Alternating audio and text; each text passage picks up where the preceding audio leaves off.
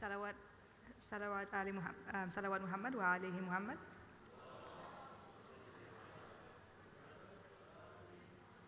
Can everyone please be seated, and if there's anyone outside, please start seating as we will commence shortly.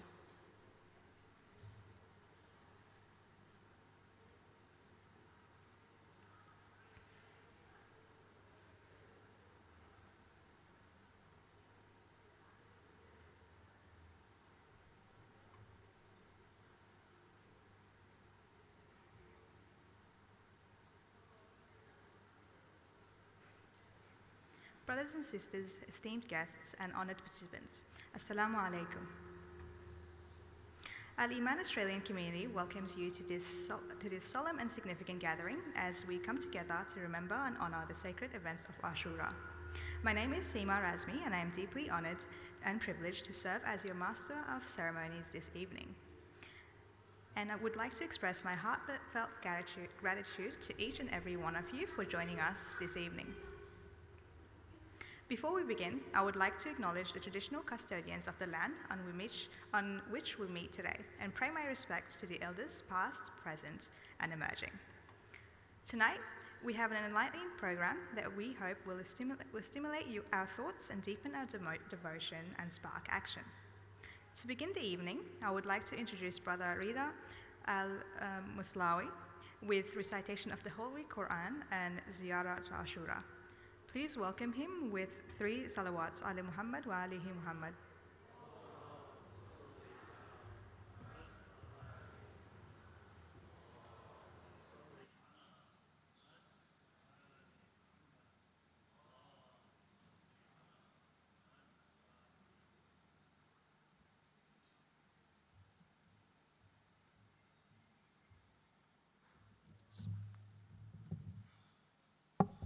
أفلح من صلى على محمد وآل محمد.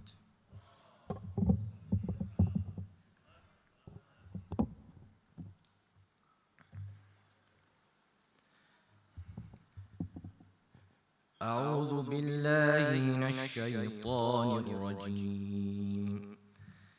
بسم الله الرحمن الرحيم.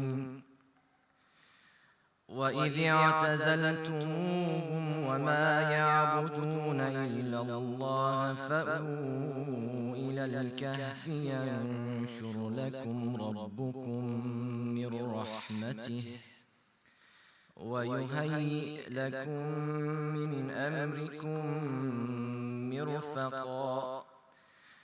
وترى الشمس إذا طلعت تزاور عن كهفهم ذات اليمين وذات الشمال وكلبهم باسط ذراعيه بالوصيد. وترى الشمس إذا طلعت تزاور عن كهفهم ذات اليمين وإذا غربت تقرضهم ذات الشمال وهم في فجوة منه. ذلك من آيات الله. من يهد الله فهو المهتد ومن يضلل فلن تجد له وليا مرشدا. وتحسبهم أيقاظا وهم رقود ونقلبهم ذات اليمين وذات الشمال وكلبهم باسط ذراعيه بالوصيد. لو اطلعت عليهم لوليت منهم فرارا ولملئت منهم رعبا. وكذلك بعثناهم ليتساءلوا بينهم. قال قائل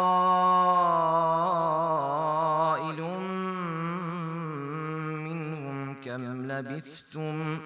قالوا لبثنا يوما أو بعض يوم.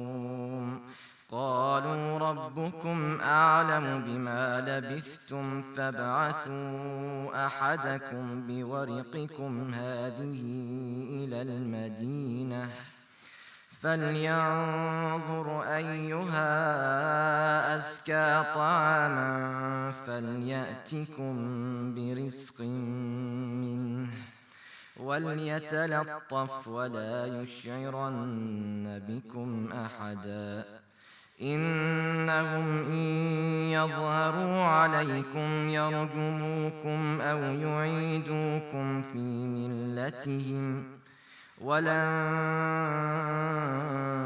تفلحوا إذا أبدا وكذلك أعثرنا عليهم ليعلموا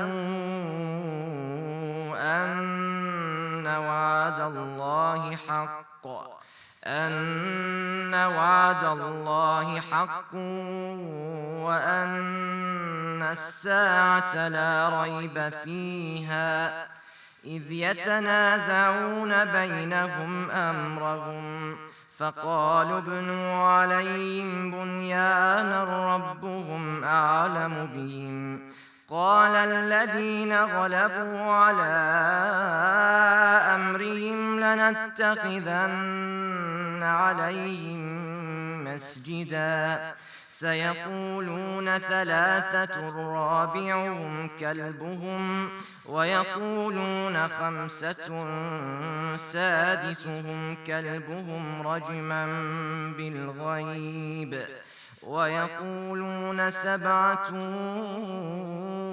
وثامنهم كلبهم قل ربي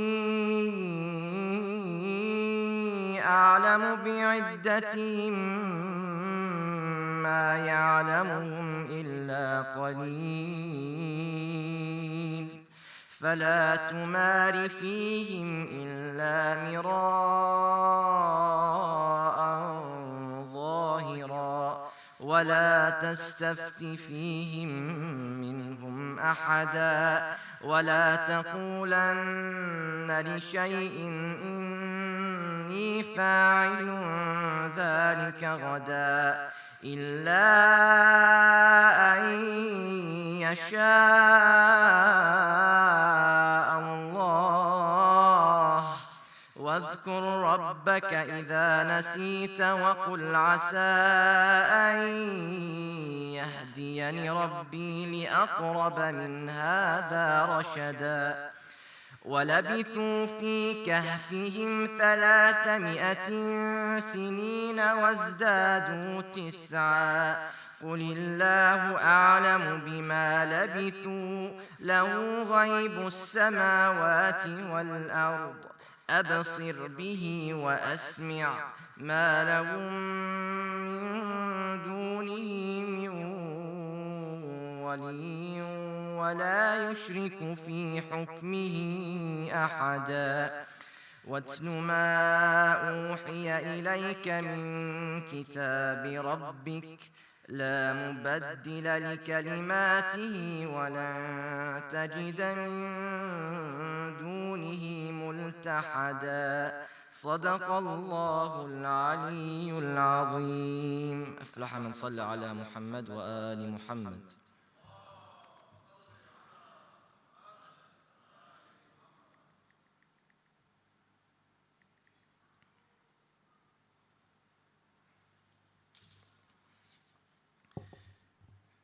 بسم الله الرحمن الرحيم اللهم صل على محمد وآل محمد السلام عليك يا وارث آدم صفوة الله السلام عليك يا وارث نوح نبي الله السلام عليك يا وارث إبراهيم خليل الله السلام عليك يا وارث موسى كليم الله السلام عليك يا وارث عيسى روح الله السلام عليك يا وارث محمد حبيب الله. اللهم صل على محمد.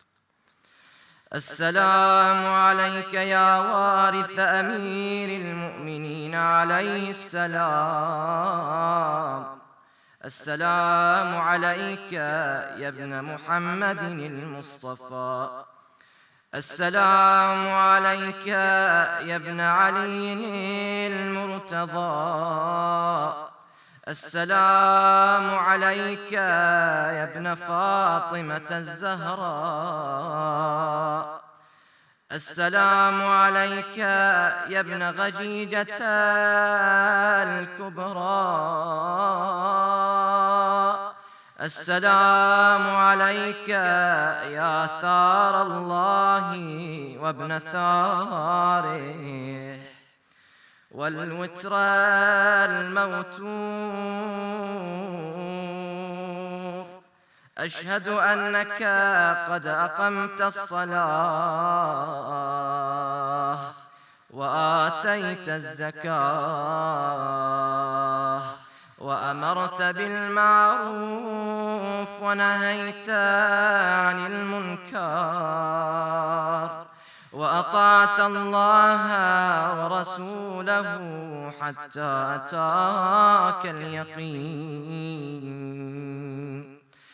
فلعن الله أمة قتلت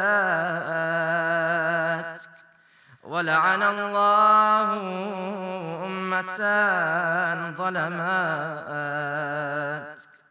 ولعن الله أمة سمعت بذلك فرضيت به. يا مولاي يا أبا عبد الله، أشهد أنك كنت نورا في الأصلاب الشامخة والأرحام المطهرة، لم تنجسك الجاهلية بأنجاسها ولم تلبسك من مدلهمات ثيابها. وأشهد أنك من دعائم الدين وأركان المؤمنين. وأشهد أنك الإمام البر التقي الرضي الزكي الهادي المهدي. وأشهد أن الأئمة من ولدك كلمة التقوى وأعلام الهدى والعروة الوثقى والحجة على أهل الدنيا. وأشهد الله وملائكته وأنبياءه ورسله أني بكم مؤمن وبإيابكم موقن بشرائع ديني وخواتيم عملي، وقلبي لقلبكم سين وأمري لأمركم متبع. صلوات الله عليكم وعلى أرواحكم وعلى أجسادكم وعلى أجسامكم وعلى شاهدكم وعلى غائبكم وعلى ظاهركم وعلى باطنكم. بأبي أنت وأمي يا ابن رسول الله، بأبي أنت وأمي يا أبا عبد الله. لقد عظمت الرزية وجلت المصيبة بك علينا، وعلى جميع أهل السماوات والأرض. فلعن الله أمة أسرجت وألجمت وتهيأت لقتالك يا مولاي يا أبا عبد الله. قصدت حرمك وأتيت إلى مشهدك، أسأل الله بالشأن الذي لك عنده وبالمحل الذي لك لديه أن يصلي على محمد وآل محمد، وأن يجعلني معكم في الدنيا والآخرة. أفلح من صلى على محمد وآل محمد.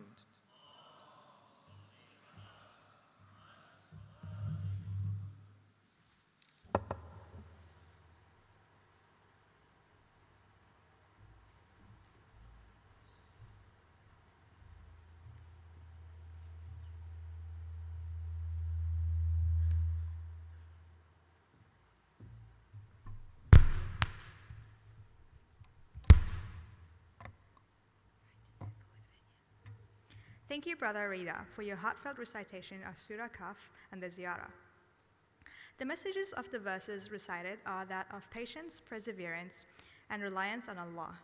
And our next guest is going to share her lived experience through our first Local Perspective segment this season.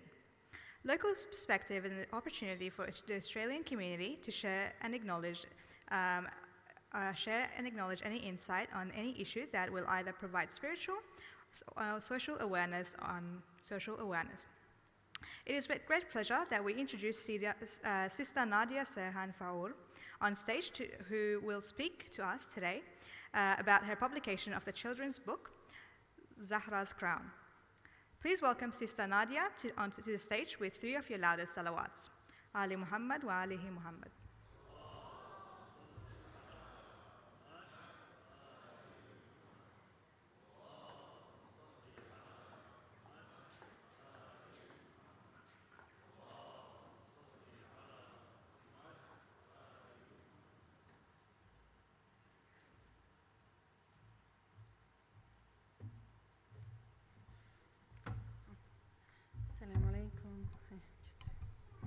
Bismillah ar-Rahman ar-Rahim. All praise to Allah, most gracious and most merciful.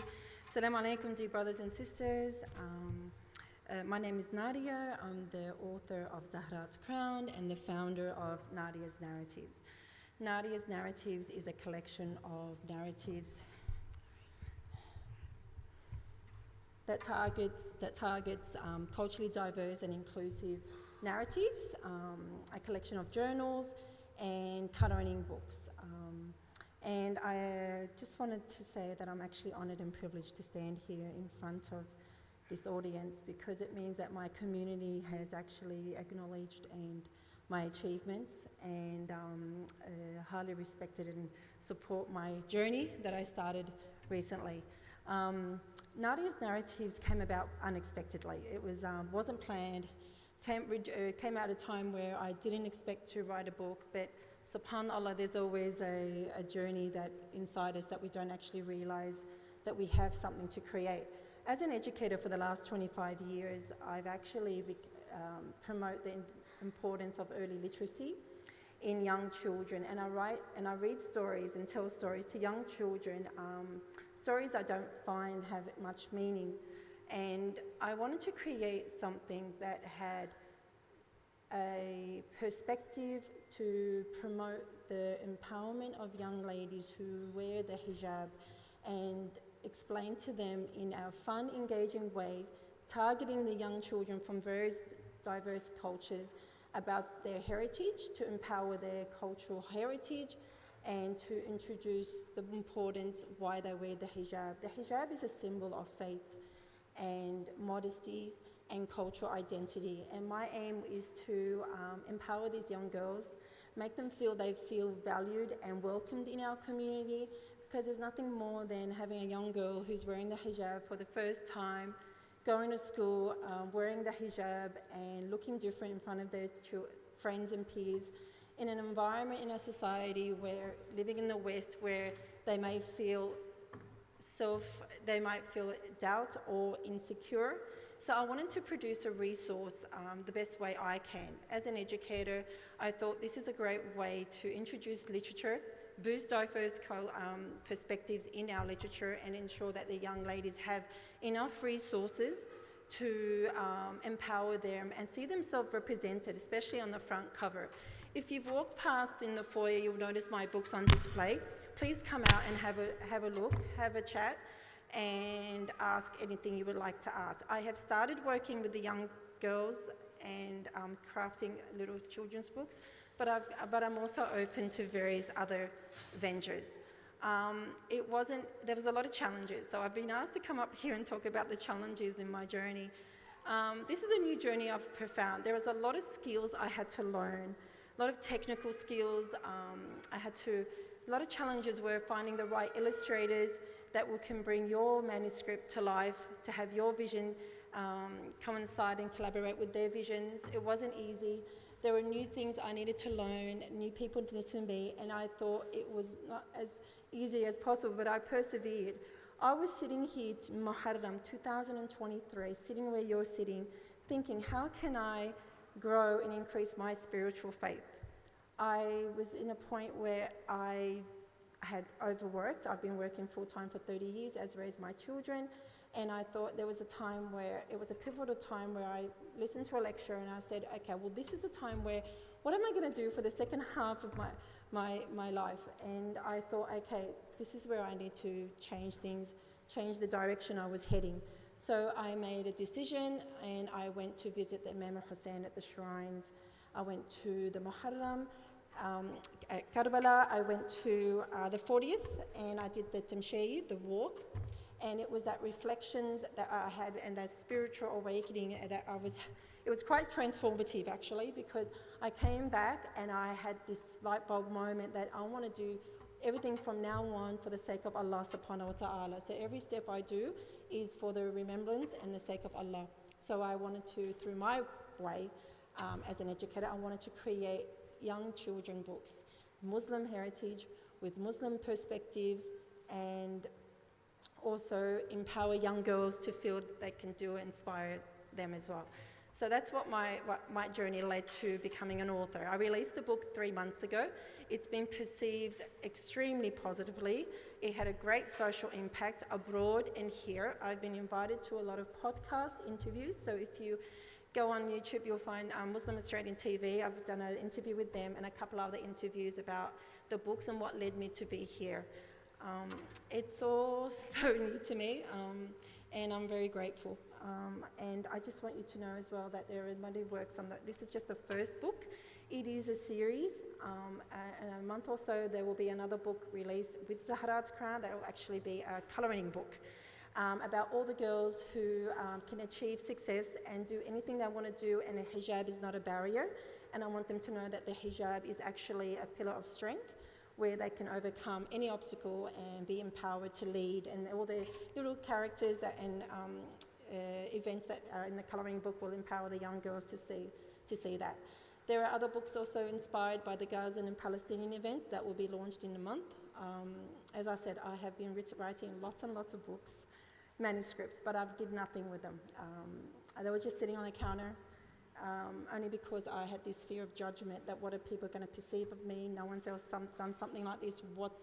What's the impact it's going to be on society? But you know what? I actually persevered, takalta Allah, and I released it, and that's moving forward ever since. I am actually outsourcing many of my manuscripts to various illustrators, and soon, inshallah, more books will be on its way. In a couple of months, there'll be two more.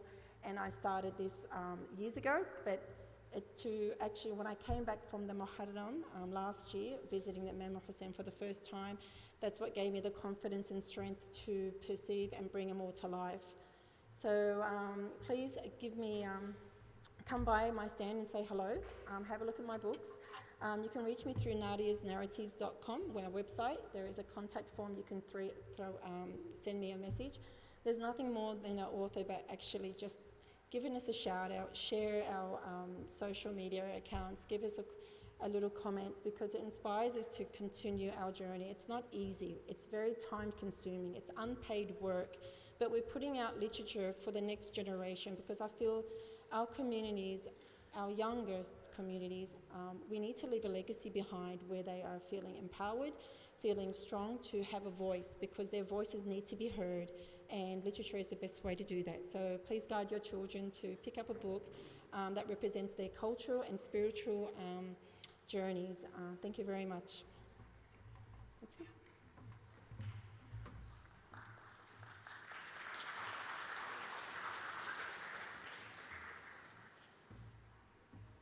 Thank you, Sister Nadia, for sharing your journey.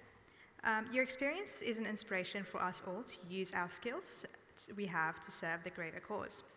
Al-Emaan Australian community is honoured to be given the opportunity to share the universal message of Imam Hussein. On the screen, we have shared a breakdown of costs that are required to make this event a reality and success. We thank all patrons for the donations made to date, and we humbly request continued support by placing money in the baskets shared through the room or by tapping your card at the front desk. Before we begin with our main lecture, I would like to remind our guests of a few guidelines to ensure we all have an enjoyable evening.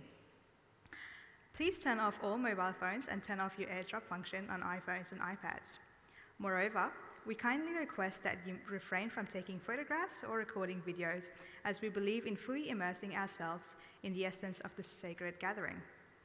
Toilets for males are at the entry on the right, and for females are to the front on the left. Please do not speak during the lecture and remain in the hall until the dua has been recited. From tomorrow onwards, we will be having a Q&A at the end of the lecture. Please use the QR code on the screen to post your questions, and the Shaykh will endeavour to answer as many questions as he can in the allocated time. Also, for anyone that would like to pray, we do have facilities available. Please ask the information desk at the front to guide you. And now, without further ado, I would like to introduce Shaykh Abbas Ismail to the stage for what I am sure will be a deeply enlightening and reflective experience. Please welcome him to the stage with three of your loudest salawats. Ali Muhammad wa alihi Muhammad.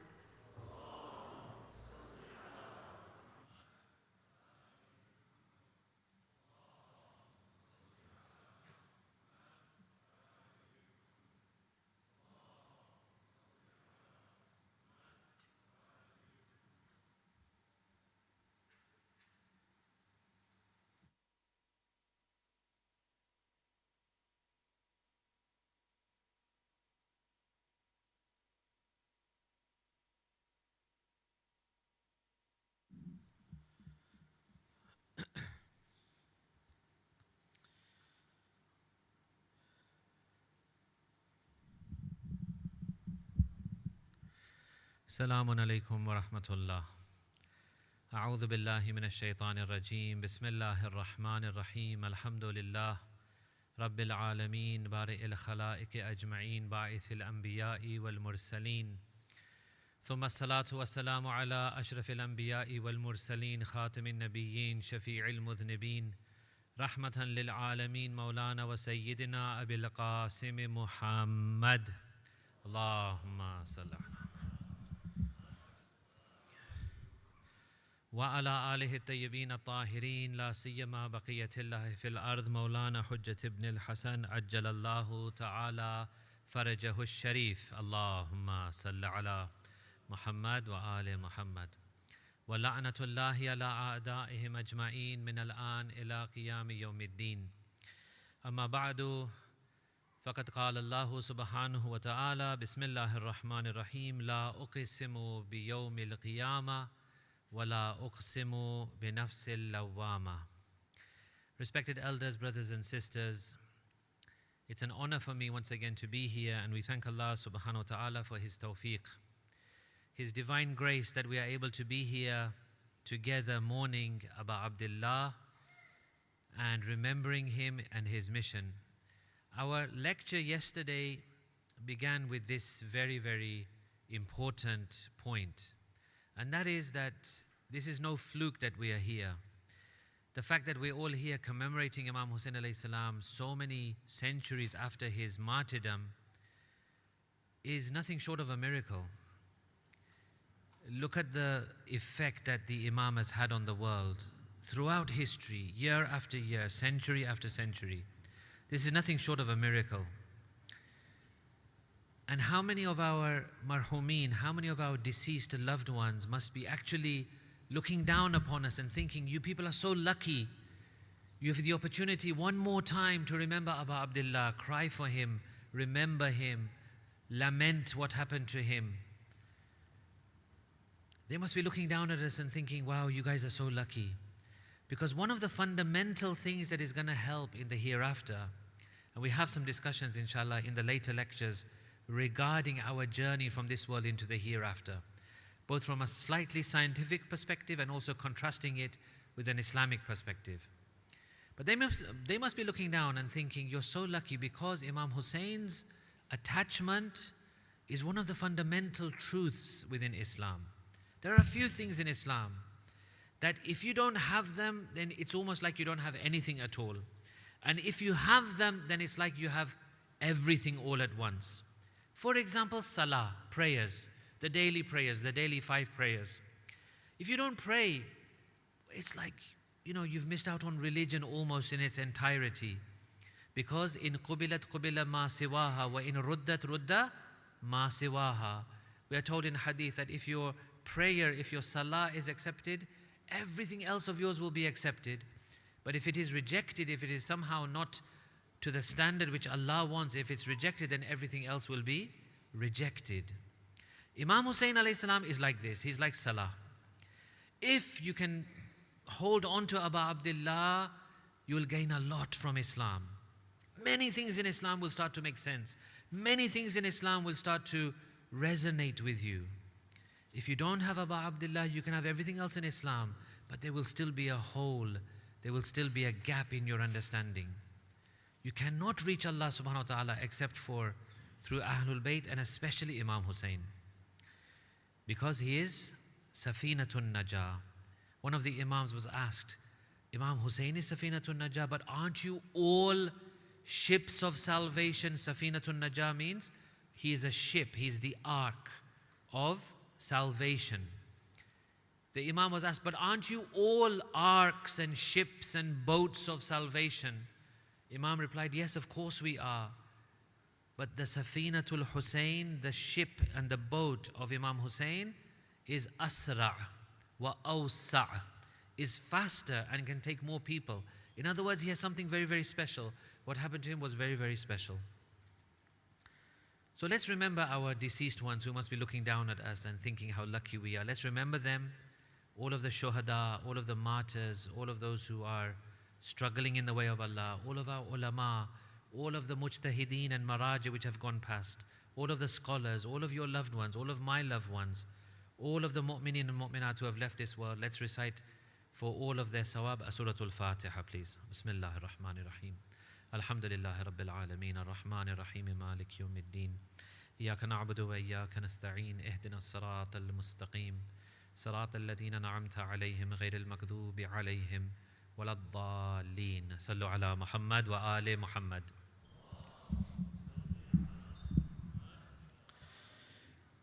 So what we were saying yesterday was that in order for us to link properly with Imam Hussein, we have to also link with the objectives of Imam Hussein.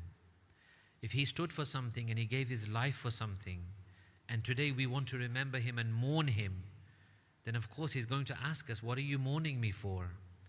Is your objective the same as mine? Have you made your life the same as I made mine? Do you stand for the same things that I stood for?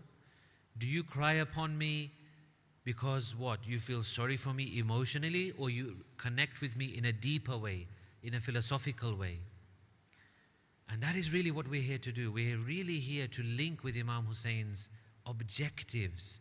What did he want to achieve? Well, one of the things he wanted to achieve was reform, improvement, some kind of change in a person. Yes, he was looking at reforming the whole world, and he did reform the whole world. He reformed the whole of Islam. He reformed the whole of society. Maybe that's not in our ability to do. Maybe we don't have the resources for it. But what we can do is we can do two things. Reform the self. Each and every one of you, and me included, we are responsible for ourselves. At the least, when we leave this world and we appear in front of our Lord, at least He's going to ask us, what did you do with yourself? Forget anyone else around you. Some people, they feel we're on a crusade, we have a mission, we need to change this whole world, but then they forget themselves. That's one of the saddest things. You see this sometimes. You see this in very well-meaning people, very well-intentioned people, good people. You see it, for example, in politicians. The politicians of today, we look at them sometimes very skeptically, with a very negative view we look at them, because we see the kinds of things they do and we think, oh my God, what kind of person are you? But back in the day, that person was a very pure-hearted person. Look at their younger days. Look how they were attending, for example, rallies and marches and defending the oppressed. But today, unfortunately, they're not like that. Something goes wrong. You think, I'm going to save the world, and you forget yourself. The least that we can do is to achieve self-reformation. At least we can take care of ourselves. Allah has not tasked us in this room. We are not imams and prophets. He has not tasked us to go out and change the world. He says, first and foremost, improve yourself. Once you improve yourself, then the world will be reformed automatically.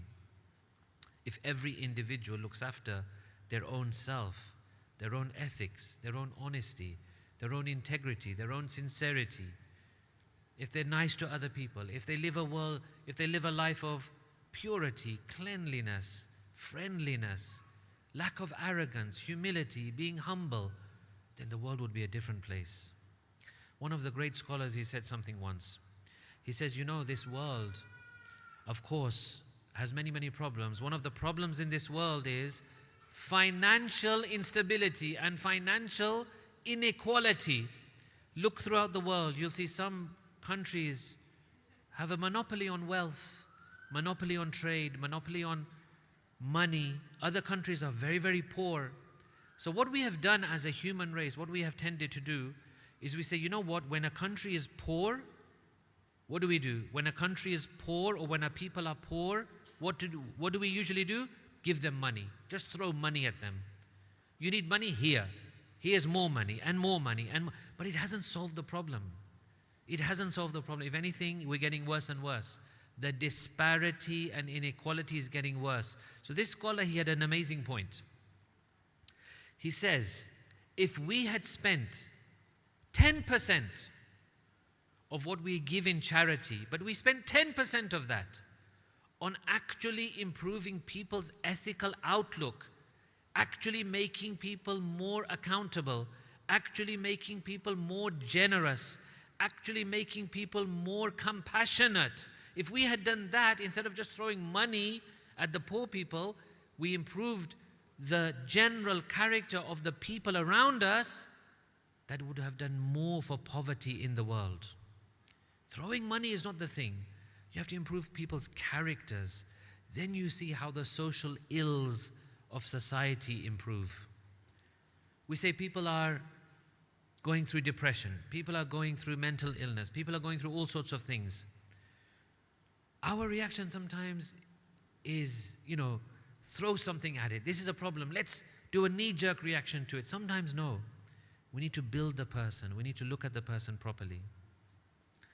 So Imam Hussain alayhi salam, are his objectives the same as ours? One of his objectives was reform. So the first thing we can do is reform the self, each and every person. We shouldn't turn around on Ashura, the day after Ashura, and say, okay, another Muharram gone. We got some thawab, we got some reward from God. We did a few good things. No. What about if we change the mindset and we say, this Muharram, actually, I changed. I became a different person. I actually linked with Imam Hussain on a deeper level. I feel maybe Imam Hussain alayhi salam, after this Muharram, he looks at me and he is a bit more happy with me than last year. This is where we're trying to get to. So number one, the self. Number two, the family. We have some sessions coming up regarding the family unit. How we as a family can become better. Each and every household, parents to children, children to parents, husbands to wives, wives to husbands. Inshallah, we can work on that. So our objective from yesterday was to look at this angle of reform and improvement of the self with the blessings of Imam Hussein, with the remembrance of Imam Hussein. And we had said that at each point I'm going to give you some practical points to work on. The first practical point was what? Self-analysis. Every single individual, if you haven't done it yet, if you forgot to do it yesterday after the lecture, do it today, do it tonight. Self-analyze. Ask yourself, where am I? What am I doing in my life? Am I going in the right direction? Am I achieving my potential? Do that self-analysis. Ask yourself where you are. Number two, the second practical point, as we embark upon this journey of getting better, is to seek help from Allah subhanahu wa ta'ala. Ask Allah to help you. Ask Allah to help you at any time, in any place. Some people, they get very hung up on the formalities of religion. Religion has a lot of formalities. But sometimes we get hung up on these formalities. We feel, okay, to speak to God, what do I need to do? We feel, I need to go and do wudu. I need to get on my musalla, on my prayer mat. I need to face Qibla. I need to, for example, put perfume. I need to be very, very focused. And then and only then I can speak to Allah. And then what happens is we get so busy that time never comes. And the moment goes and then it leaves your mind for a while. No, why do we get hung up on these formalities? Pray to Allah anywhere you are. Pray to Allah, speak to God in any situation. Speak to God in the car, speak to God on the train, speak to God in any place you are, in your classroom, in your work, walking around, having your lunch, eating, whatever you're doing, you can speak to Allah subhanahu wa ta'ala. Ask Him for help. Say, oh Allah, I need your help in this. There's no way I can achieve this without you. And that brought us on to the first level that we were discussing of the nafs of a human being, which was the nafs ammara. That is the lowest level that a human being sinks to in their spiritual development. وَمَا أُبَرِّئُ نَفْسِي إِنَّ النَّفْسَ لَأَمَّارَةٌ بِالسُّوءِ. Prophet Yusuf says these words. He says, even me being a prophet, I cannot trust myself. If I'm left to my own desires, if my Lord's kindness is not with me, if for a second Allah leaves me, ma ubarri'u nafsi, I cannot rely on my own self. Inna nafsa la ammaratun bisu. This nafs of mine, if God is not there, will command me and drive me towards evil things. So I need to always be vigilant. The definition of nafs ammara was as follows. The characteristics were as follows.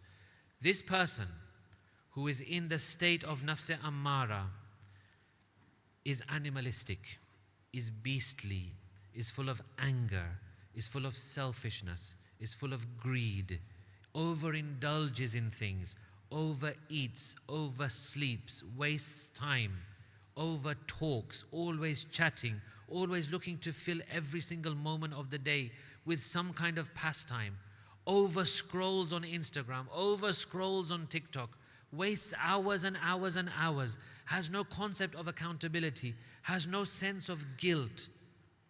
This is not a human life. This is subhuman life. This is not the way we were created. We were not created to waste time like this. So this person is in a bad state. This person is a state of nafs ammara, and they need to quickly shift from this nafs ammara.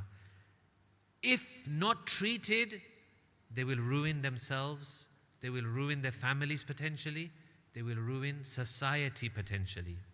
Because this is a disease and this has to be dealt with. So that was nafs ammara. Now we go on to the new discussion, which is when a person leaves nafs ammara, then where do they go? Let's discuss that inshallah with a loud salawat ala Muhammad wa ali Muhammad. Allah says, La uqsimu biyawmil qiyamah. I swear by the day of judgment. وَلَا أُقْسِمُ بِنَفْسِ الْلَوَّامَةِ. Nafs al-lawwama comes from this verse. Allah says, I swear by the nafs which is lawwama. Lawwama is what? Lawwama means accusative. Something that blames, something that feels guilt. Remember, we said in nafs ammara, the person doesn't feel guilt. They don't feel I'm doing anything wrong. They feel okay. They feel, yeah, I'm all right. Maybe other people around me are wrong. This is one of the worst traits in a person, that they cannot admit that they are wrong. They cannot admit that they have done something wrong. Let me share something with you. One of the things which I found in my brief, shallow experience and brief travels around this globe of ours, one of the things that I found is, there's two types of sinner that I've come across, right?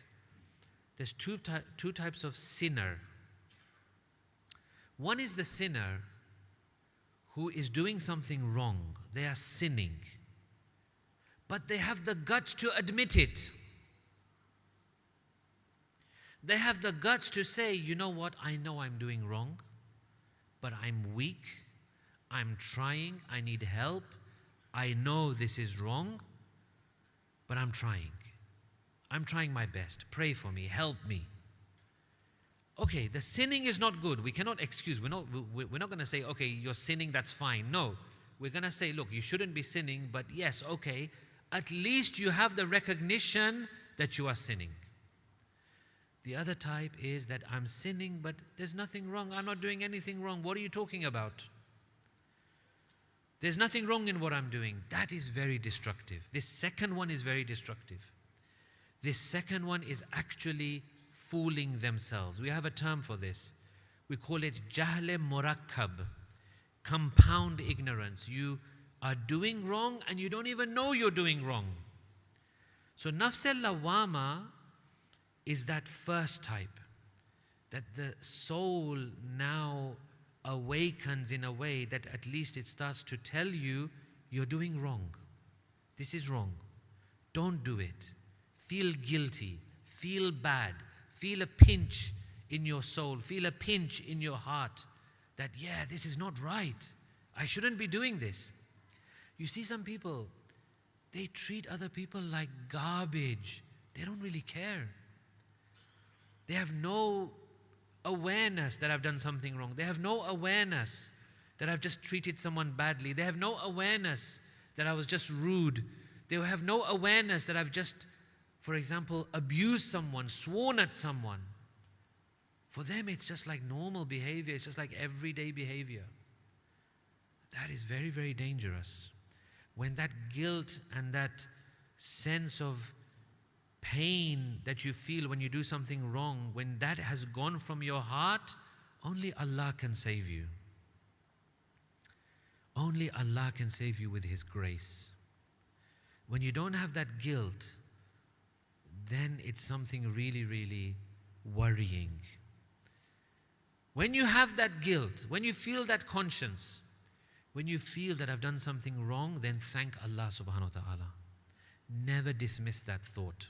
Never say to yourself, it's okay, no, I was fine, I was in the... No. Never say to yourself that I was in the right. Never say to yourself that I'm okay and everyone else is wrong. You see, this is one of the tricks of the soul. One of the tricks of the soul is you're right, everyone else is wrong. You've not done anything wrong, everyone else has done something wrong. You're very pure and holy, everyone else is very, very negative. This is an attitude of nafse ammara. We want to move into nafse lawwama, where we start to feel the guilt, where Allah has awoken in us a feeling. I didn't pray, that was wrong. I betrayed my Lord. He was waiting for me. He booked an appointment with me. Imagine our prayers are Allah booking an appointment with us. Rabbul Alameen books an appointment with little old me. Aina Turab wa Rabbul Arbab. What am I? I'm a speck of dust. He's the Lord of Lords. He's booked a time with me. He's told me, I want to see you in front of me at 12:05, Dhuhr, you should be there. I'm waiting for you, and I haven't even gone to see him. That should eat at you. You treat someone badly, that should eat at you. If it eats at you, if you feel guilty, then thank Allah subhanahu wa ta'ala. Thank Him. Say, Khudaya, thank you. Thank you for giving me this feeling of pain. Thank you for giving me the pain of guilt. Because it shows that now your humanity has awoken. You are really a human being. So Nafs al-Lawwama is the awakening of a person's internal faculties, feeling of guilt, feeling of remorse. Your conscience eats at you and it holds you to account. It makes you feel so bad that then you go to that person, you say, listen, bro, sister, I'm really sorry. I was wrong. You were right. Forgive me. It makes you feel bad that you go and you repair yourself. Reform, improvement. One of the keys of improvement is to feel guilt. Feeling guilty, feeling bad. I've done bad. You missed your prayer. You go and you say to God, Khudaya, oh Allah, I'm sorry. I should have been there on the time that you told me. I've come late now, please forgive me. One of the most powerful things in the majalis of Imam Hussein is this feeling that Khudaya, oh my Lord, oh Allah, I've done wrong in my life, help me. That's one of the powers of these majalis and these gatherings for Imam Hussein. There was one scholar, he had just recited the majalis, and he had just recited the majlis of what I, like in my culture, in the Indo-Pak culture, we call it Sham-e-Ghariban, which is the evening after the day of Ashura. So Ashura finishes, and then you have that evening. We call it Sham-e-Ghariban.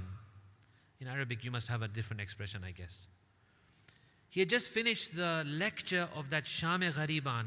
In other words, the end of the 10th of Muharram. And he leaves. And the people of the majlis, they give him a gift. They give him a monetary gift in an envelope. He says, okay, thank you very much. He takes their leave. He leaves the gathering. As he's leaving, he sees a lady who basically was selling herself. He sees this lady who's trying to sell herself, trying to attract customers on the street corner. He says to his people who are with him, he says, look, do me a favor, call that woman over.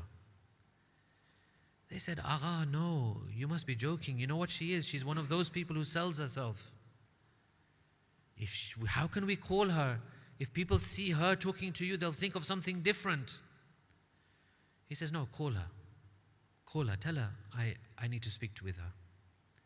So they call her, and she's surprised herself that what does this scholar want with me? So she comes over and he says, look, I assume you do this work because you are in need of money. Here's the money from the majlis of Imam Hussein, which I'm giving to you. I don't know how much is in there, but I'm giving this to you. Maybe this is worth your 1 day of expenses. Maybe it's worth 5 days of expenses. Maybe it's worth 10 days of expenses. I don't know. But whatever number of days of expenses this is worth, I request you, take this money, spend it on yourself, leave this job that you're doing, leave this selling of your body that you're doing. If it's a week, leave it for a week. If it's a month, leave it for a month. Whatever amount is in here, keep it, spend it, use it on yourself, but don't do this work while this money lasts. She accepts. He goes his way. And after 1 year, this same agha, this same scholar is doing the ziyarah of Imam Hussein in Karbala. In the middle of his ziyarah, someone taps him on the shoulder. He says, yes. He says, listen, my wife wants to speak with you. He's like, what is going on? Who's your wife? Who are you? I don't know you. He says, please, Agha, come and speak to my wife. She wants to speak to you.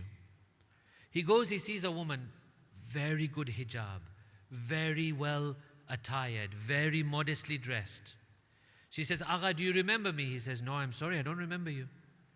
She says, I was that same woman. 1 year ago, you saw me on the street, how I was offering myself.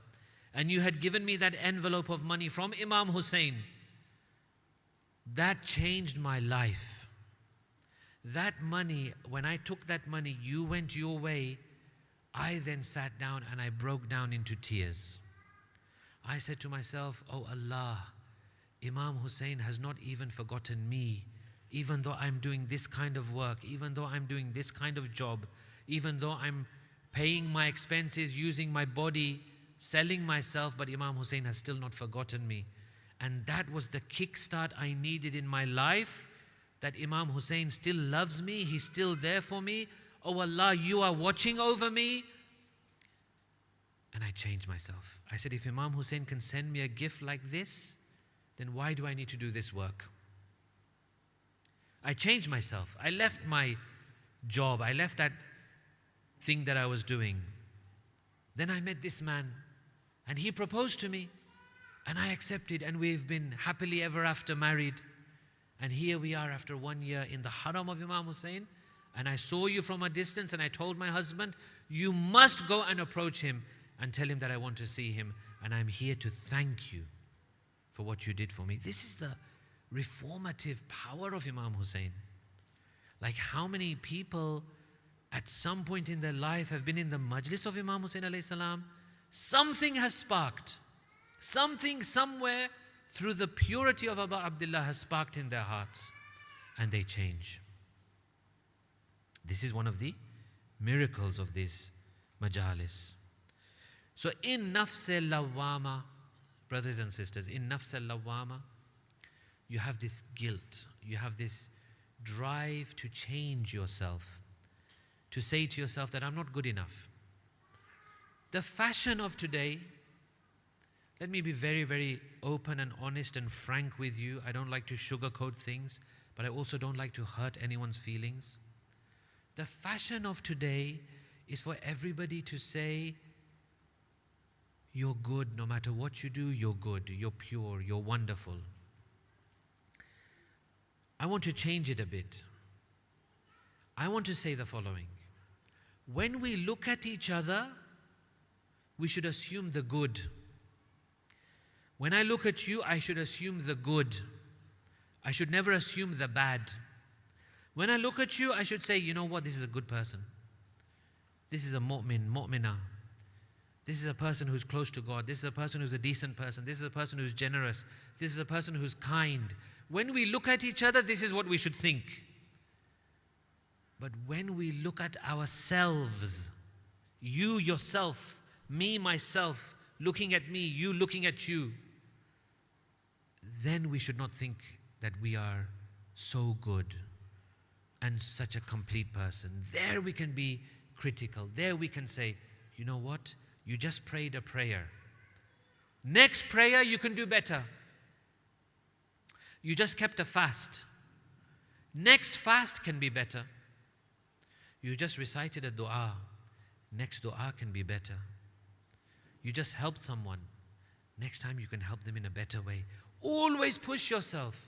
Never be satisfied. Never tell yourself, I'm okay now, I'm done. My spirituality, alhamdulillah, mashallah, it's done. No. Once you say that, that's it. You've shut the door. The door is shut. There's no more progress. Amirul Mu'mineen, look at the du'as and the ibadah of Amirul Mu'mineen. The A'immah, the Imams, after performing I don't know how many hours and how many hundreds of raka'at of salah, they used to say, oh my Lord, I haven't done enough, sorry. I apologize to you now, I haven't done enough. That's the kind of legacy that they've left for us.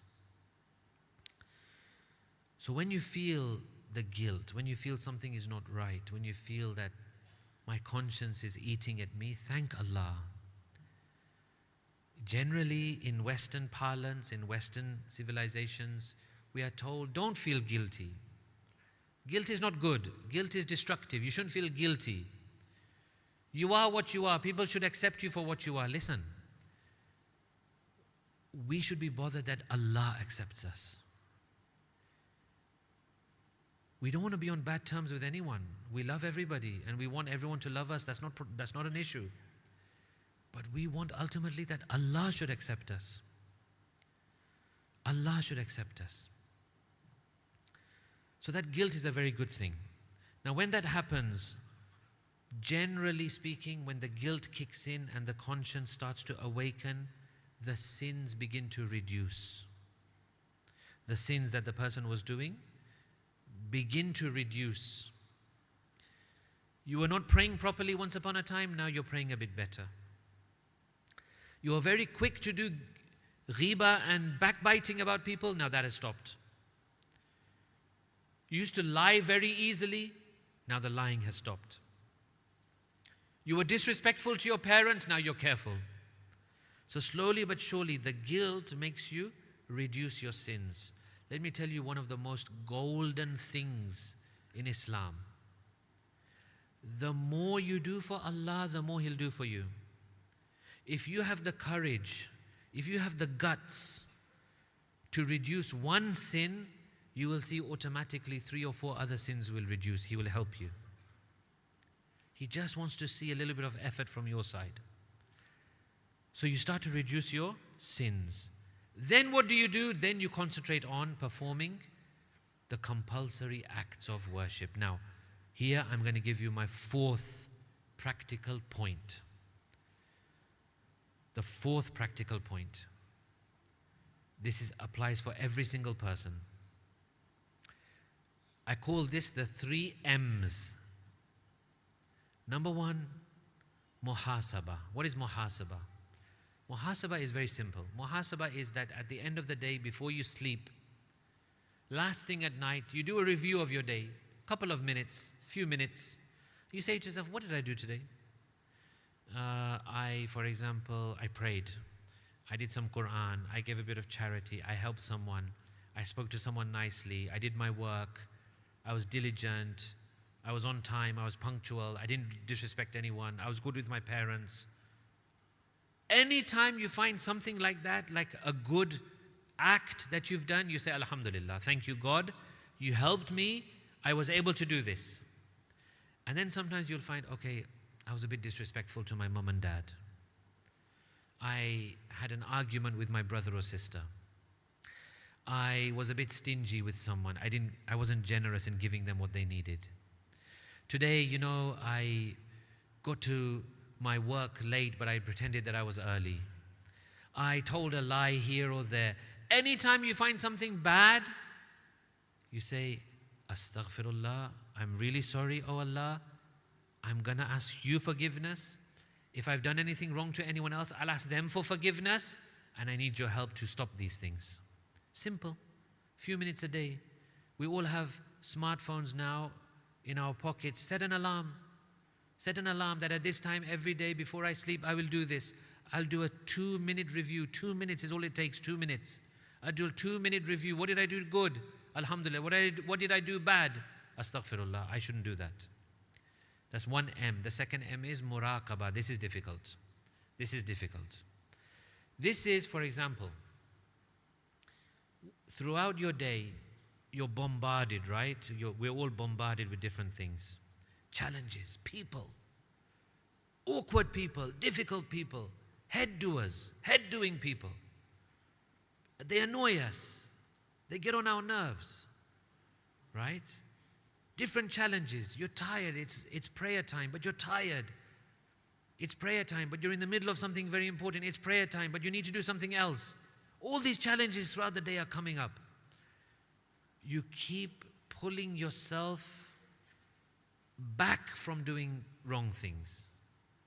You're tempted at the moment to lash out at someone, you pull yourself. Scholar of the time, when a marja is there, when we give our khums to the marja and many other of the different financial obligations that we have to channel it through the marja. This is part of our Islamic law. So he says, look, I have obviously, I hold from time to time amounts of money that people give me and then I distribute. And there was a time that I was holding this money and I was extremely poor. But this money was not mine, it was Khums. It's not for me to just use it the way I want. So one night when things got really bad, we had no food to eat, our children were hungry. My wife comes to me and says to me, why don't we use some of the khums that we have? And I said to her, no, that's not what I want to do. I'm a custodian of khums. It's not for my personal use. She says, okay, I'll give it to you in another way. Why don't you take a loan from the khums? Take a loan, a week, a few days. Within a few days, you'll have enough money, you can pay it back. He says, I thought about this. I thought, you know what, that's not a bad idea. And then I said, no. Even that I will not do. Who knows? I take a loan today, tomorrow I get hit by a bus. I die. Then what's going to happen? I don't want to take this. I've never ever dipped into this and I never will. So then she says the third thing. She said, listen, if I was not your wife and I just approached you and I told you, my children are starving, I have nothing in my house, I cannot afford my next meal. If I told you these things, what would you do? As the marja of the time, what would you do? He said, yes, I would give you because you would appear to me to be a worthy cause, I would give you. She says, then do that. Consider me a mu'minah that has just approached you, a believing woman that has just approached you. You know my situation, you know we deserve it, give it to me. He said, I thought about it. And then I said, no, still I don't want to because it's still my family. It's still my family. I don't want to use the khums which has been given to me on my own family, even though they may be deserving, but I don't find it ethically acceptable. So I said to my wife, please give me one more night of your patience. Persevere with me for one more night. Sleep hungry one more night. Let's see what tomorrow brings. And he goes, that was the night that you saw your dream. And that was the night when I was being pulled and pushed by shaitan. But you see, his thoughts, the way he was thinking, he was powerful. He thought. He got out of his problem. He got out of his dilemma in this way, by thinking. So the thinking soul is one that looks at things a bit differently now. They think about things in a different way. They wake up from their heedlessness. You know, most people in this world, we like to say that people are very educated, and they are educated. They go to university, they get degrees, and they're educated. But at the same time, they're all asleep. Most people are asleep in this world. Asleep meaning heedless. Heedless. You ask them the difficult questions, they don't know what to say. Ask someone on the street, stop someone and say, where have we come from? Well, first of all, they're going to think you're crazy. But where have we come from? Where are we going? Why are we here? What's going on? What's the objective of life? No one knows, no one cares. People are generally asleep. They're very nice people. People in your workplace, people around you, people in your university, in your school. Very good people, but mostly heedless. No one wants to look at these questions. No one wants to think about these questions. The nafs-e mutafakkira person has woken up from heedlessness. Now they have a sense of urgency. They have a sense that something is not right, that there is more to life than this. They see themselves, they used to be luxury seekers, always looking for the next luxury. What can I buy? Where can I go on holiday? What amount do I need to buy this kind of jewelry, this kind of clothing, this kind of makeup, this kind of car, this kind of clothing, this kind of shoes, this kind of handbag, this kind of purse, these kinds of shades and sunglasses. Luxury seeking. All of a sudden their mindset changes. They say, no, this is not real life. I shouldn't be wasting my time on this. Once upon a time they had long hopes and desires. I'm going to live here, my house will be like this, I'm going to achieve this, I'm going to have this many friends, I'm going to have this many followers on Instagram, I'm going to have this much popularity amongst people. Long hopes and desires. Now it changes and they think, no, that's not important. I'm not being fulfilled by any of that. These so-called friends that I have, yes, on my face they're my friends, behind my back they stab me. These so-called friends that I have, yes, as long as I'm popular and I dress the right way and I look the right way, they're my friends. As soon as I, for example, act modestly, dress modestly, act in a different way, not subscribe to the things that they want me to subscribe to, not to flirt around boys and flirt around girls and do all of that. Once I do that, where are these friends? They've gone. Once upon a time, I used to share my business with the whole world. I used to treat everyone as very, very good and very, very kind, and I've learned the hard way because not everyone is your well-wisher. So all of those long hopes and dreams and luxuries and everything, they come into perspective. This person says, no, things have to change. I'm not fulfilled like this. This is not making me happy.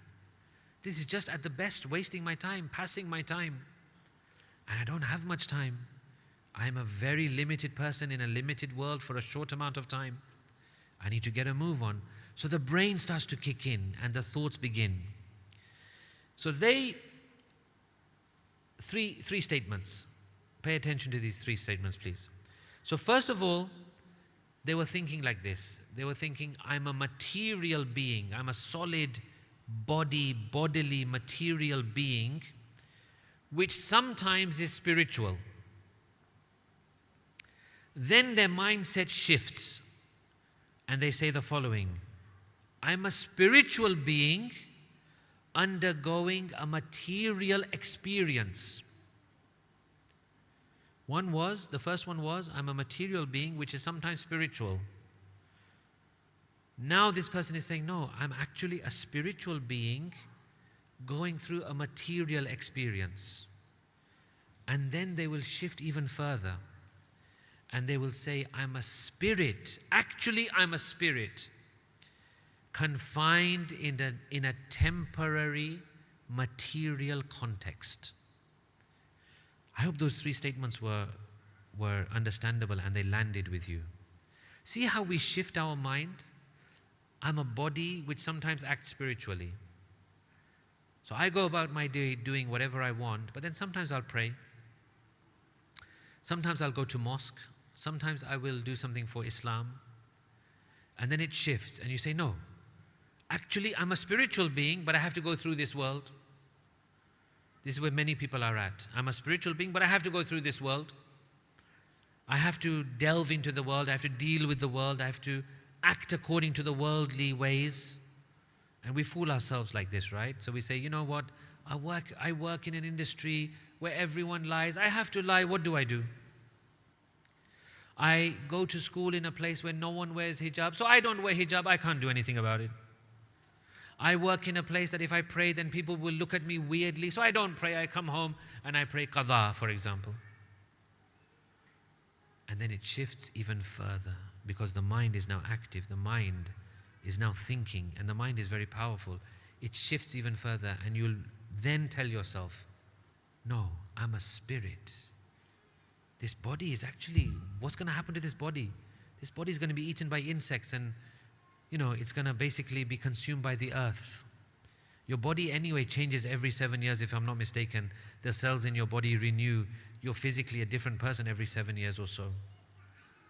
So you're a spirit.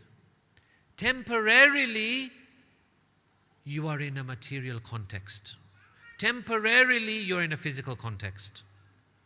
It's just temporary. So now this person says, if no one else wears hijab, so what? I'm a spirit, I have to take care of my spirit. This bodily pressure which I have is just temporary. If I pray and people look at me weirdly, then so what? My spirit needs that conversation with God.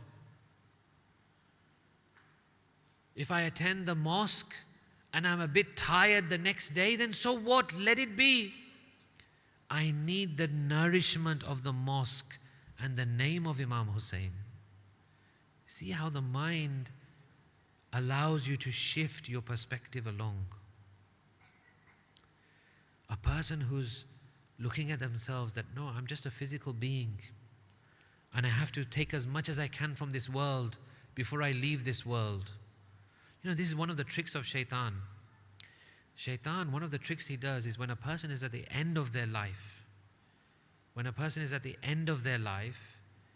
shaitan appears and tries his best at that last stage to mess up this person. At the last stage to mess up the exit of this person from this world and his entry into the next world.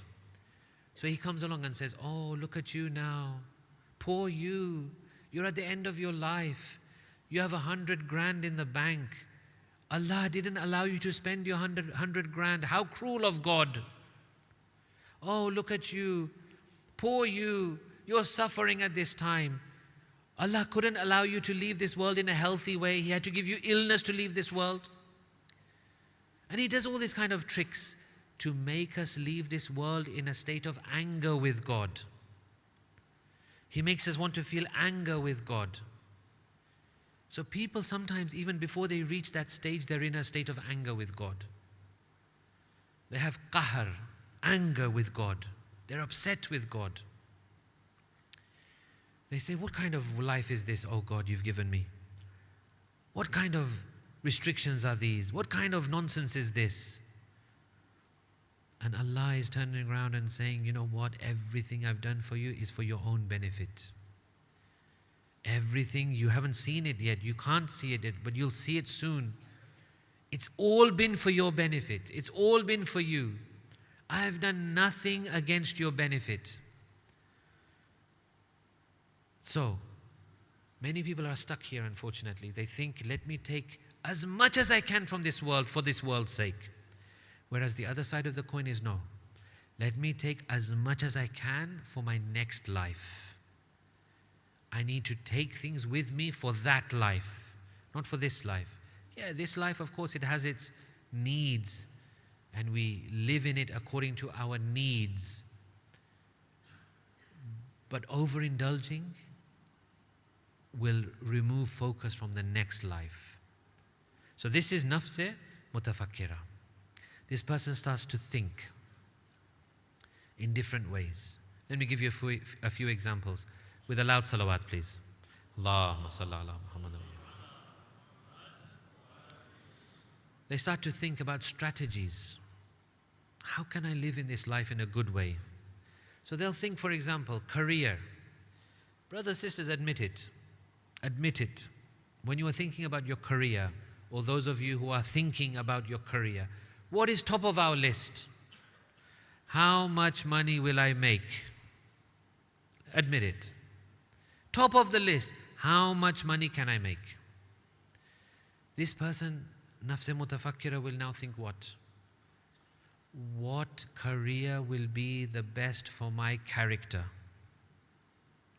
What career will be the best for Imam-e-Zaman? What career will make Imam-e-Zaman happy? What career can I do to fulfill the needs of Islam and Muslimin? Different way of thinking.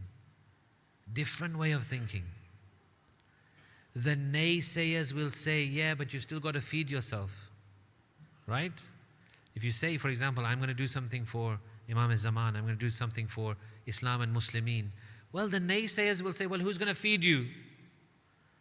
Allah, Allah, Allah. They have forgotten, Wallahu khairur raziqeen. Allahu yarzuqu man yasha bighayri hisab. Allah is the one to give everyone their rizq and income and sustenance. Allah recompenses and sustains everyone without any measure.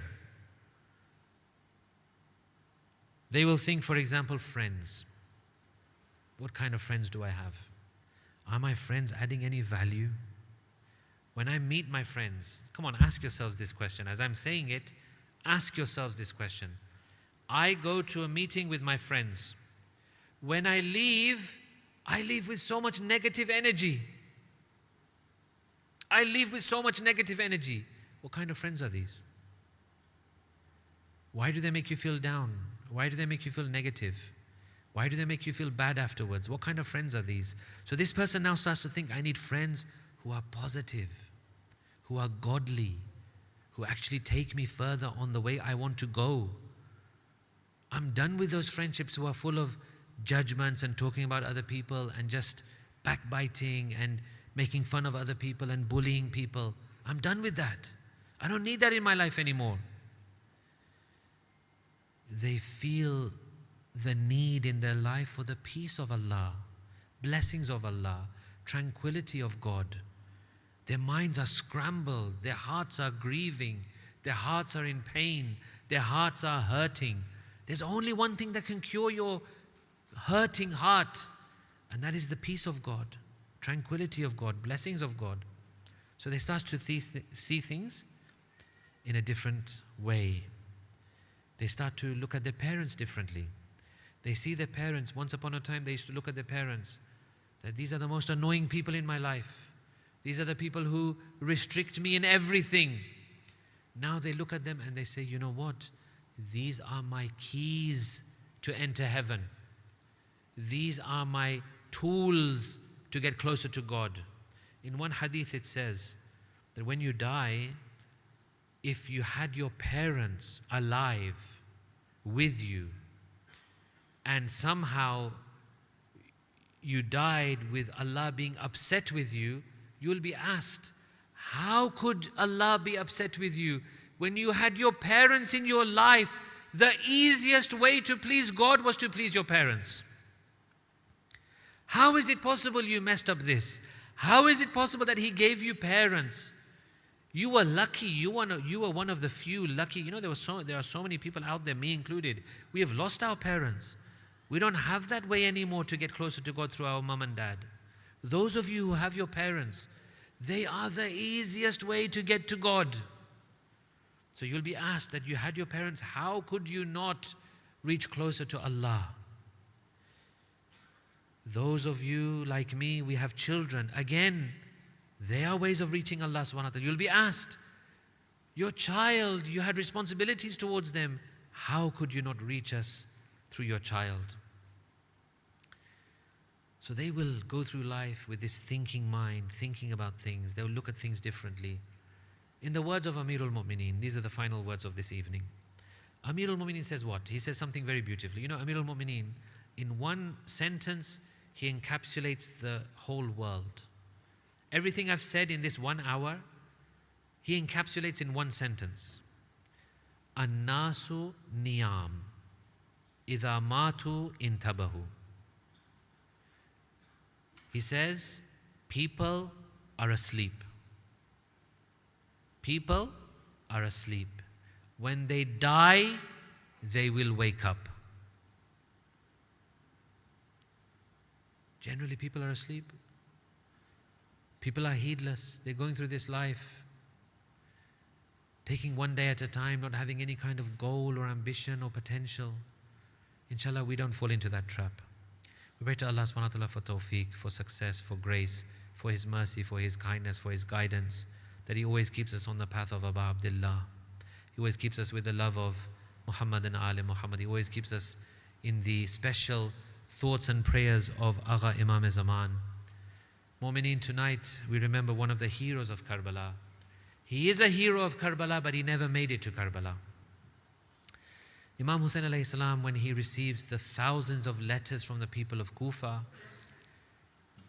they invite him and they say to him, Mawla, come to us. We are ready for you. We need you to lead us. Imam says, hold on, I will not come without sending someone before to check out the situation. I need someone who is close to me, who I trust. I'm sending to you my beloved brother, Muslim ibn Aqil. Muslim was Imam's cousin, friend and childhood friend. From a young age they were together. Hazrat Muslim goes towards Kufa. When he first enters Kufa, he's overwhelmed with support. In their thousands, people came and they pledged allegiance to Imam Hussain on the hands of Muslim ibn Aqil. Muslim ibn Aqil sends messages back to Imam Hussain, saying that Kufa is ready for you. Come. People are here, they're ready for you. Come here, establish yourself here. Slowly but surely, this reaches the ears of Yazid. Yazid finds out that there is an uprising in Kufa. What does he do? He sends the most cruel and bloodthirsty person, Ubaydullah ibn Ziyad. Cruel, merciless, tyrannical, oppressive person that you can imagine. Ubaydullah ibn Ziyad arrives into Kufa. He does a number of things. Number one, the supporters of Muslim, he either kills. Number two, he imprisons. Number three, he bribes. He does these three things straight away. So the thousands and thousands of people with Muslims, slowly but surely, they diminish. They get fewer and fewer, but still there are many. Then he starts to threaten. He threatens with imprisonment. He threatens with death. He threatens with all sorts of things. Gradually the people reduce. They say that on the night that Muslim was captured, at the beginning of the prayer there were thousands with him in Masjid Kufa. By the end of the prayer, as he's leaving the masjid, no one was with him. Alone, this brother of Abu Abdullah, this cousin, this beloved, trusted member of the household of Imam Hussein was alone. It's hot, he's thirsty, he's lonely, he has nowhere to go, he's walking the streets. There's a curfew. No one was allowed out after a certain time. There's a curfew, the streets, there's no one there. Eventually, he's tired, he's exhausted, he puts himself down in front of one of the houses. The lady of the house comes and she says to him, "Who are you? These are dangerous times. What are you doing here?" He says to her, "I'm alone." She says, "What is your name?" He says, "Muslim." She says, "Muslim who?" He says, "Muslim ibn Aqil." She says, "Your father was Aqil." He says, "Yes." She says, "Which Aqil?" He says, "Aqil, son of Abi Talib." That woman begins to cry. She says, "You are the nephew of my beloved Amirul Mu'mineen?" Muslim says, "Yes, I'm the very same Muslim." She had some mercy in her heart. She says, "Come inside, hide in my house." She says, "The night which Muslim spent in my house, all I could hear from him was the dhikr of Allah, the remembrance of Allah. He spent that night in sujood, in sajda. He was remembering Allah all night long. Somehow the news leaked to Ibn Ziyad that Muslim is in this house. Ibn Ziyad sends a force, capture Muslim. Capture Muslim, do whatever you need to do, but capture Muslim. They say that when Muslim came out, when he drew his sword, when he fought against them, they say that they needed to call for backup 4 times. 4 times, 4 battalions came to arrest Hazrat Muslim. In the end, how did they arrest him? How did they capture him? Well, they were cowards. Either they took long sticks or long poles or long spears, and from a distance they would hit him, they would strike him, they would strike his head. Eventually he was tired, he was alone, he had no one to help him. He was surrounded, he was captured. They say they dragged him to the palace, to the house of Ibn Ziyad. As he enters into the gathering of Ibn Ziyad, they say to him, "Muslim, you are not showing respect to the Amir, to the leader of Kufa. You should have said salam to him. People stand up in his respect. Why are you not respecting him?" He says, "No, my leader, my master, my Mawla, my Amir is Hussein." Muslim was taken to the top of the building. They said, "Do you have any final words?" He says, "I have 3. I have 3 requests. Number 1, I am indebted to someone. I owe someone some money. Sell my things, sell my shield and pay my debt." They said, "No problem, we'll do that for you." He said, "Number 2, can you give me an Islamic burial?"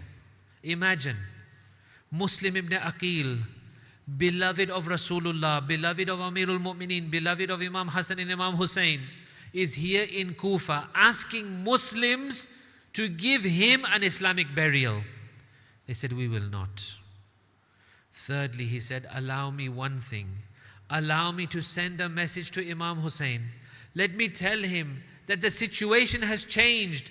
The people are no longer with you. They say, we will not allow. They cut the head of Muslim. They threw down the body of Muslim onto the street. Then what did they do? They dragged the body of Muslim using horses through the streets of Kufa. When this message, when the news reached Imam Hussein alayhi salam, that your beloved Muslim has been killed, Imam asks Hazrat Zainab, he asks Zainab his sister, he says to her, bring me the daughter of my beloved Muslim. The daughter of Muslim is brought. Abba Abdullah begins to hug her, to kiss her, to stroke her hair. She looks at him and she says, oh Abba Abdullah, tell me, is my father okay?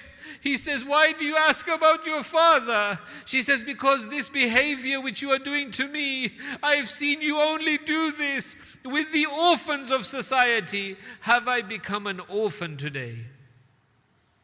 Allah la'natullahi al-qawmi al-zalimin wa saya'lamu alladhina zalamu ayya munqalibin yanqalibun inna lillah wa inna ilayhi raji'un. Mu'mineen, can I request you for the quick dhuhur and reappearance of our beloved Imam Zaman with your loudest voices. Salawat ala Muhammad wa ali Muhammad.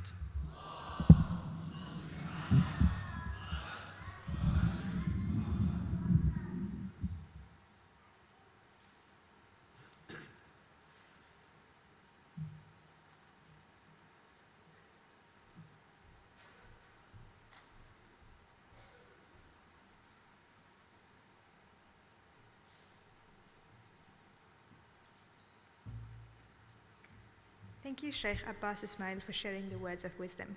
Please remain seated as we welcome Brother Ahmad Rashid on stage for poetry and dua faraj. Please note that the qibla is towards this direction, towards the back of the hall for dua faraj. Salawat ala Muhammad wa alihi Muhammad.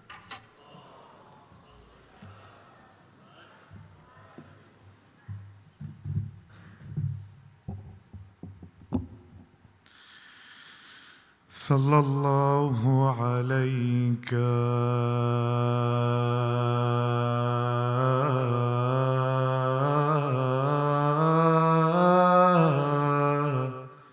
يا سيدي ويا مولاي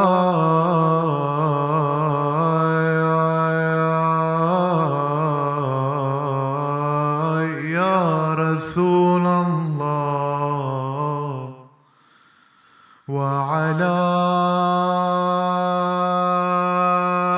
آلك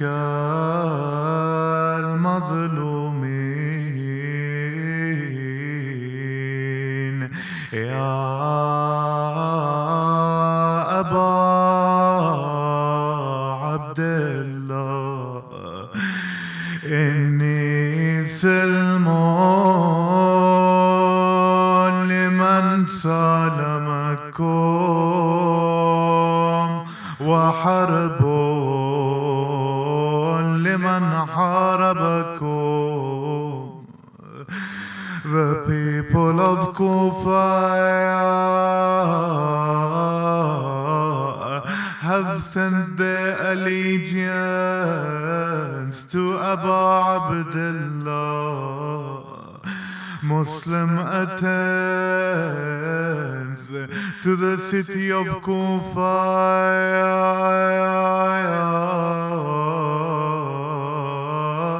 to be received in what way? The bitterness of betrayal of the Kufans,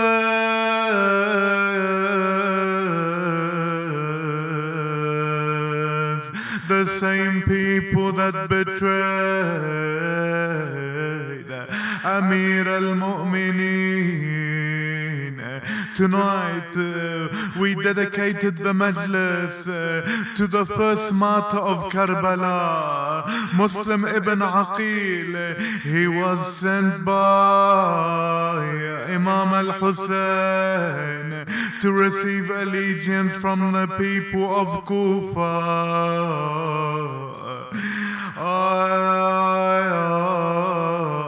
There was thousands of people sending letters to Abu Abdullah, pledging their allegiance. Then Ubaydullah ibn Ziyad would threaten to kill them. Muslim eventually would be walking in the streets of Kufa. All alone, he began to walk, not knowing where he will go, as his thoughts were with Abu Abdullah. وحدي تلفت يسرى ويمين ما يدري قصده يكون وين حاير بلا ناصر ولا معين حاير بقيت شلون حيرة بلاي أهلا ولا عشيرة بموت وحدي بلا عشيرة كثيرة يا أبو حيدر كثيرة. مسلم بن عقيل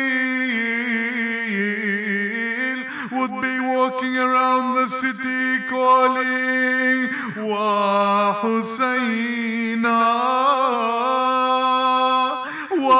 وغريبا وحسينا وغريبا. He would eventually end up at the doorstep of a lady by the name of Tawha. She would come out saying, Mali julusika ala babi dari.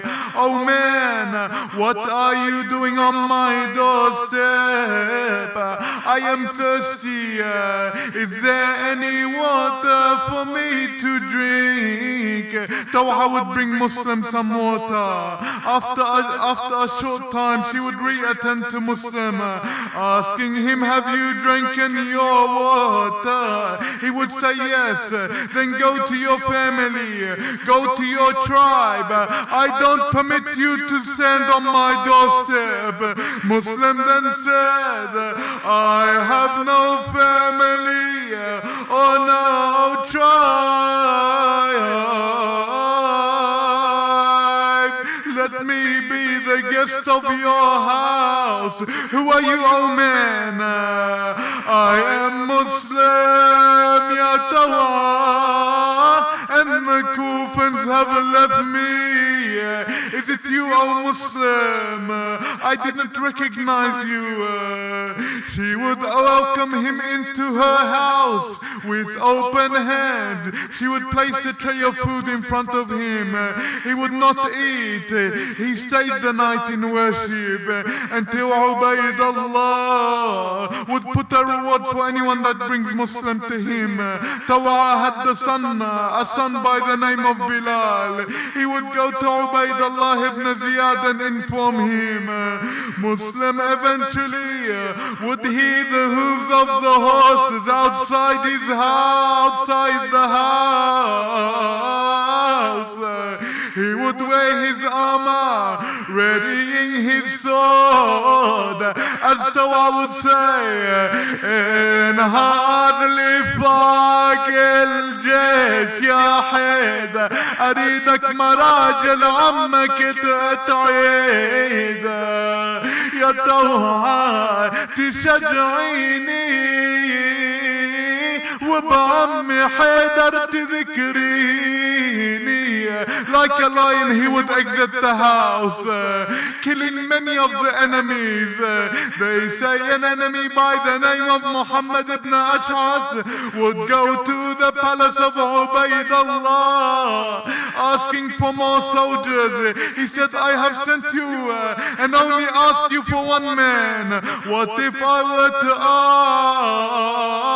ask for who is better than him? He was referring to Abu Abdullah. They returned to him. They began to throw rocks at him. They began to shoot the spears at him. Then Bakr ibn Humran would hit the mouth of Muslim with his sword, chopping off his lips. Rahim Allah man nada wa muslima wa sayyida. They would tie him up. They would take him to the majlis of Ubaydullah ibn Ziyad. He would enter. They would offer him some water. Every time he tried to drink, the blood from his lips would enter, and he would not get the thirst of a sip of water. Then they would ask him, send your salams to your Amir. He would not send his salams to Ubaydullah ibn Ziyad. He would say to Muslim, if you sent your salams or not, presume that you will be killed. They would take him up to the rooftop. He would pray to Salat al-Rak'at, the request of them. Then what would happen? He would stand facing towards Karbala. What would he call? As-salamu alayka ya Abu Abdullah. As-salamu alayka ya Rasulullah. He would send his salams to Rasulullah. Then they would raise their swords and strike the neck of Muslim ibn Aqil, beheading him. أين المنادي ومسلما. The people of Kufa would see nothing but the head of Muslim falling and his body falling to the ground. My brothers and sisters, this is one musibah that happened. But what about Abu Abdullah? When he crossed roads with some people attending from Kufa, he would ask them, what is the situation in Kufa? They would say, we left Kufa, seeing the head of Muslim, seeing the body of Muslim being dragged along the floor.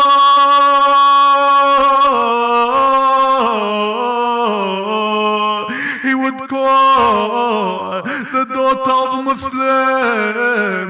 He would sit her in his lap. He would wipe her head like he wipes the head of an orphan. She would say, why do you do this to me? Has something happened to my father? He would say, I am your father, and my brothers and sisters are your uncles and aunties. Inna lillah wa inna ilayhi raji'un. We all raise our hands in dua. Let's all call 10 times together. Ya Allah, Ya Allah, Ya Allah, Ya Allah, Ya Allah, Ya Allah, Ya Allah, Ya Allah, Ya Allah, Ya Allah. Allahumma ajjal liwaliyika al-faraj. Allahumma ajjal liwaliyika al-faraj. Allahumma kun liwaliyik الحجة ابن الحسن صلواتك عليه وعلى آبائه في هذه الساعة وفي كل ساعة وليا وحافظا وقائدا وناصرا ودليلا وعينا حتى تسكنه أرضك توعا وتمتعه فيها طويلا برحمتك يا أرحم الراحمين. السلام عليك يا أبا عبد الله وعلى الأرواح التي حلت بفنائك. عليكم مني سلام الله أبدا ما بقيت وبقي الليل والنهار، ولا جعله الله آخر العهد مني لزيارتكم. السلام على الحسين وعلى all together وعلى أولاد الحسين وعلى أصحاب الحسين. السلام عليك يا صاحب الزمان، السلام عليك يا خليفة الرحمن، السلام عليك يا إمام الإنس والجن. عجل الله تعالى فرجك وسهل الله مخرجك وجعلنا من خير أعوانك وأنصارك والمستشهدين بين يديك ورحمة الله وبركاته. إلى أرواح المؤمنين والمؤمنات رحم الله من قرأ السورة المباركة الفاتحة تسبقها بالصلاة على محمد وآل محمد.